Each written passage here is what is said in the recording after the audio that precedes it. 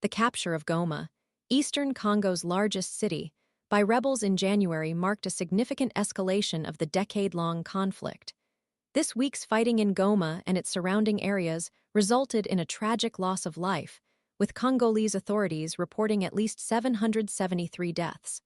The rebels, backed by Rwanda, seized the city after a swift and decisive offensive, overwhelming the weakened Congolese military.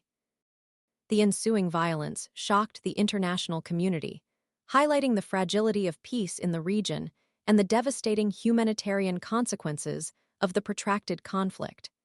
While the rebels initially made significant gains, their advance into other areas was subsequently hampered by a surprisingly resilient Congolese military response. Reports indicate that the army, despite its weakened state, managed to recapture several villages from the rebels, slowing their momentum and preventing further expansion of the conflict zone. The fighting continues to displace thousands of civilians, exacerbating an already dire humanitarian crisis marked by food shortages, lack of access to clean water, and the widespread destruction of essential infrastructure. International efforts are underway to mediate a ceasefire and facilitate peace talks, but the ongoing violence casts a long shadow over the prospect of lasting peace and stability in the volatile eastern Congo.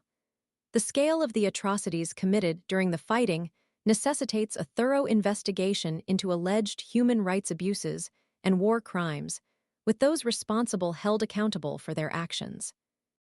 The international community must commit to providing substantial humanitarian aid to the affected populations and to supporting the Congolese government's efforts to strengthen its security forces and promote sustainable peace. The long road to recovery lies ahead, demanding sustained commitment and collective action to address the root causes of the conflict and prevent further bloodshed.